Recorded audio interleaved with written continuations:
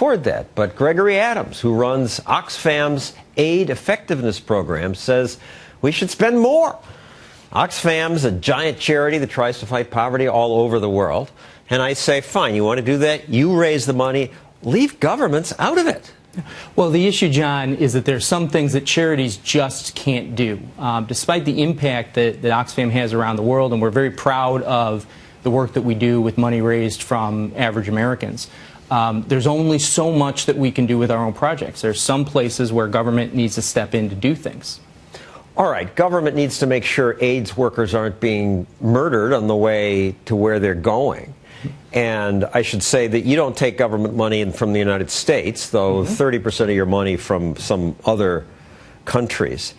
But you call for governments to spend more on foreign aid. And why, when so much has been squandered? Well, it's important to note we're calling for more of the right kind of aid. Yeah, they always say, oh, this is going to be the right kind this time. No, there are some things that we think the United States government is doing that we think are not a good use of money. In particular, food aid is in desperate need of reform. We lose about half of the value of every dollar that we spend on food aid because we require it to be shipped in American vessels. We're delivering food itself rather than actually buying food at the source and supporting local farmers. But you also want them to spend more. Well, we want more of the right kind. There's some very good programs, things like the Millennium Challenge Corporation that invests in success. It finds the best performing countries rather than subsidizing failure. We want to see more aid given directly to helping small farmers grow more of their own food. And we want to see more aid used to support anti-corruption efforts and good governance efforts in a lot of these countries. But what are the odds that that'll happen, that the aid supports the corrupt dictators? The New York Times says as much as half the food aid sent to Somalia is diverted to corrupt contractors, Islamic militants, and local UN staff. Well, Somalia is a really difficult environment. All right, I'll go on. Zimbabwean authorities confiscated a truck filled with American food aid for school kids, handed it out to supporters of President Robert Mugabe at a political rally. Again, this is one of the problems when the only tool you have is in-kind food aid, bags of food. But by calling for more government aid, you're calling for more of the aid that, despite all the promises of reform, has ended up in the hands of corrupt dictators. Well, we're not just calling for more government aid. I understand that. Yeah. You do some great work. But why do you call for it at all? You're calling for evil. There's a lot of misconceptions about U.S. aid. I mean, one of the biggest misconceptions is that most U.S. assistance actually goes to governments. In fact, that's not true. Most U.S. assistance goes to U.S.-based charities, NGOs, and contractors. And the UN, which sometimes there's a portion that goes to the UN. We're very clear that the UN is not the solution to poverty, just as aid is not the solution to poverty. People are the solution to poverty. Let's hear from an actual African entrepreneur. Maguette Wade runs a business in America now, but she tried operating her business in her home country of Senegal. You listen to Greg. You agree? A little combination, foreign aid, government would help? Well, I have a very hard time with foreign aid. The African Union itself is admitting that $148 billion are being siphoned through corruption every year.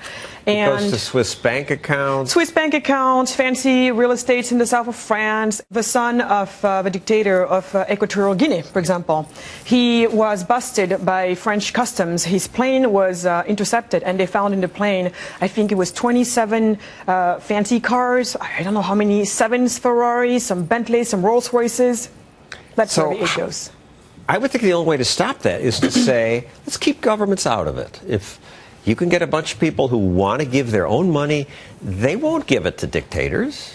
Well, not all governments are the same, first of all. And we actually work with a lot of anti-corruption and human rights activists in countries around the world who are actually working to try to get their governments to govern more accountably.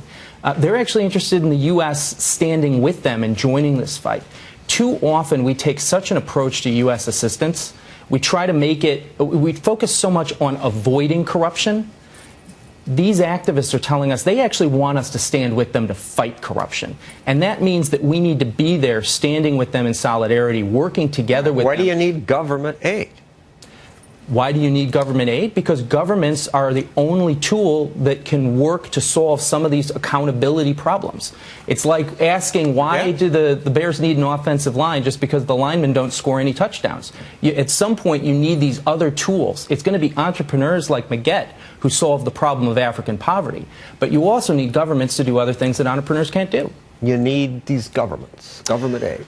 Well, unfortunately, at least in most countries in Africa, government has been the problem. They basically stand in my way. As an entrepreneur, government does nothing but slow me down on a regular basis. There are officials bribing me all along. The fact that my truck gets stopped on a regular basis from point A to point B, making its way from point A to the port, and that I have to pay each single time, and the delays that really, He says government aid will help fight the corruption. No, I am sorry. The more you're feeding these huge governments, and the more you're choking me on the other end. And that is at least the phenomenon that I am a witness of and that I have to live through every day. And the more you give to them, and the more that's what happens to me on the ground. Greg?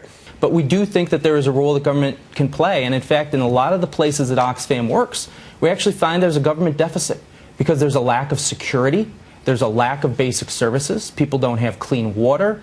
People have to deal with. But why do you believe government aid would provide that? It hasn't so far after trillions were spent. That's actually not true. There's a lot of success stories going on right now in Africa. There's a lot of African countries that are seeing huge economic growth. I look forward to seeing them. Yeah. Thank you, Greg Maggette.